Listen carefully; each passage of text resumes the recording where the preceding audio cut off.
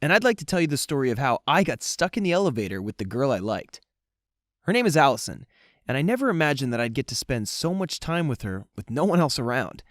It was both a blessing and a curse. I can tell you as much. Alison was an incredibly beautiful girl. She had the prettiest blue eyes and dark, short hair. She was also the smartest girl in my class. I was in awe of Alison, but was too shy to speak to her, so she didn't even know I existed. The perfect chance to finally change this fact came right after class had ended on a boring Friday afternoon. Most of the students had already left for the weekend, and I saw Alison getting on the elevator.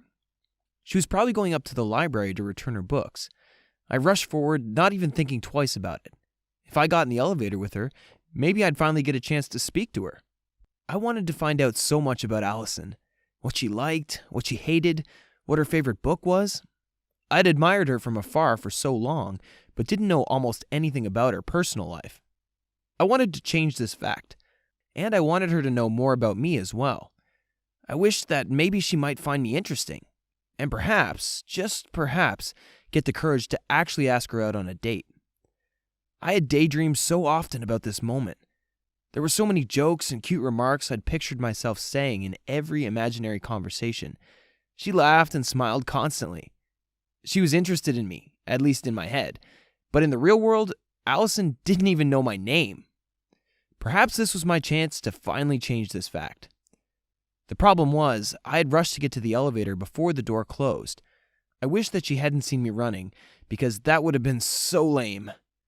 I actually placed my foot in between the doors to keep them from closing, and managed to get inside just in time. When I stepped inside, she gave me a sweet little smile, and then looked up ahead again. As I had imagined, the floor she had selected was the one leading up to the library. She was so responsible and well-read. I know that might not sound like an amazing trait to some people, but to me, it only made me fancy her more.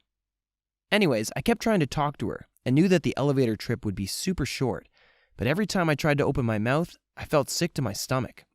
When I thought all hope was lost, something strange happened. The elevator suddenly rocked from side to side and then came to a sudden halt. We almost fell to the ground, but I managed to hold her just before she tripped over. I ended up with my arms wrapped around her, leaning back against the lift's wall to regain my balance. She blushed and thanked me, standing back up. I felt awful about not having her in my arms any longer, but I couldn't let her know that, so I just smiled timidly and shrugged. We both tried to see what was wrong with the elevator, but it seemed just to be stuck. So we pressed the emergency button and decided it was best to wait for help to arrive. She gave me a few awkward looks, but we just stood there in perfect silence for the first few minutes or two. Finally, she introduced herself, and I pretended I didn't already know her name. I did tell her I thought I had seen her in a few of my classes, and she seemed surprised.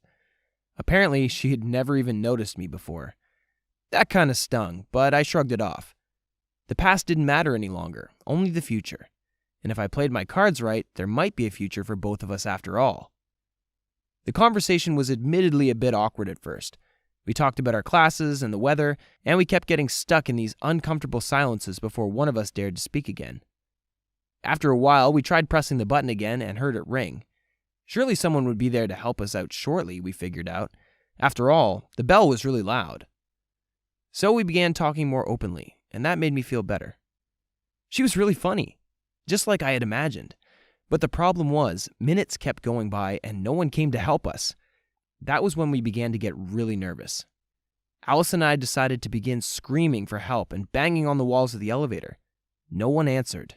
I checked the time and realized that by that hour, every single student had left already, and probably most of the teachers. We were stuck in there, and might have to stay locked in an elevator all through the weekend. We immediately began freaking out for real. It took us some time to calm down. She was in tears, but I reminded her that our parents would get worried soon, so we might have to wait a few hours, but someone would eventually come to help us. Or so I hoped. She seemed to believe me and wiped off her tears.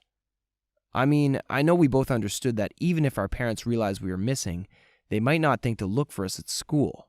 But it was a reassuring thought, and we both clung to it. Panicking would only make a bad situation worse. I suggested we play a game to relax, and she agreed. We both sat down on the floor and began asking questions to each other. The more we played, the bolder and sillier the questions got. I really learned a lot from Alison, and I told her a lot about myself. I'd never felt closer to anyone in my life. It seemed like the right time to admit my feelings for her had finally arrived.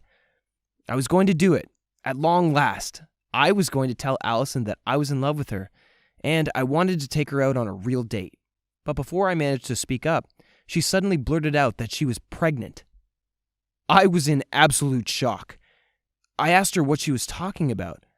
Apparently, she'd been keeping that secret bottled up for 2 weeks, and she couldn't deal with it any longer. She needed to tell someone, and I seemed like such a sweet and trustworthy guy. Alison explained that she was dating this guy from another school, and she didn't even realize that she'd gotten pregnant until the morning sickness began. She tried telling him about it, but the guy was apparently not very nice. He once began joking about how he'd run away in a second if a chick ever tried to tie him down with a pregnancy trick. Yes, he used the word chick. What a girl like Alison was doing with a guy like that, I couldn't understand. She was sure that he'd think that she'd gotten pregnant to force him to marry her. She didn't dare tell him, and her parents would be super mad and disappointed with her. Alison told me she felt stuck, and she didn't know where to go for help. I told her that she didn't have to feel that way. It was a bump on the road, but she was smart and strong enough to pull through any adversity. She was so thankful and called me sweet, giving me a peck on the cheek. It was the best and worst moment of my life. I enjoyed the kiss, but I also knew that she was going out with another guy now. So yeah, you can say it was a bittersweet moment. The problem was, it was already really dark outside, and no one had come looking for us. We were both really hungry and didn't know how long we'd be stuck in there. We were getting really worried again that no one would rescue us until Monday. I had a few crackers and a bit of leftovers from my lunch that I shared with Alison, and that ended up being our dinner. Teasingly, I told her that this was sort of a date, and she chuckled at my joke. I wasn't really joking, though, or at least I hoped I wasn't. We barely slept at all that night, too worried and scared to rest. She did place her head on my shoulder and took a short nap, though. Alison was so warm and smelled so good. It was so much temptation to have her there, so close to me. Morning arrived, and still there wasn't any sign that anyone was coming to rescue us. We were getting thirsty, and we shared the last drops of juice that she had in her bag. That was it. From then on, we didn't have anything else to drink or eat, and it was only Saturday. We were really starting to freak out, but I didn't want to let her know that I was scared. After all, she was pregnant, and stress wasn't good for the baby. I tried to distract her by telling her silly stories and talking about my life. I also asked her a lot of questions about her personal life, and little by little, I got her to calm down. It was such a relief. Seeing her doing better made me relax as well. We talked for hours and hours, and really enjoyed each other's company. Sure, the situation was horrible, but at least we had each other.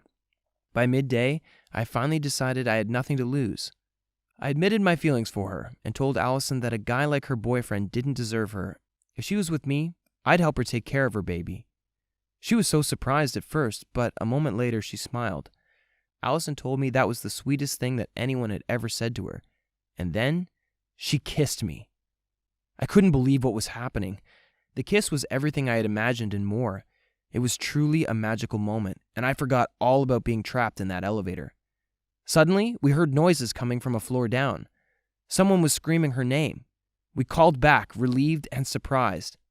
It was the school's janitor, accompanied by the principal and Alison's parents. They knew their daughter would never disappear like that, and that she had been heading toward the library, so they contacted the school's headmaster. No one knew I was there, but I, later on, found out that my parents had gone to the police. The problem was they had no idea where to begin searching for me. We were freed half an hour later, and I had never felt more relieved. Alison hugged her parents, and then she blurted out that she was pregnant. They were so relieved that she was okay that they didn't really get mad at her, so getting stuck in an elevator might have been a blessing after all. The very next day, I got a text from Alison asking me to hang out. She had dumped her good-for-nothing boyfriend and wanted to know if I really meant what I said in the lift. I told her I did and officially asked her out on a date. That was 5 years ago. Now we're married, and I adopted Alison's daughter. She is the most amazing little girl in the world. Thank you for watching. Have you ever had a crush on someone who doesn't even know your name? Tell us about it in the comments. Don't forget to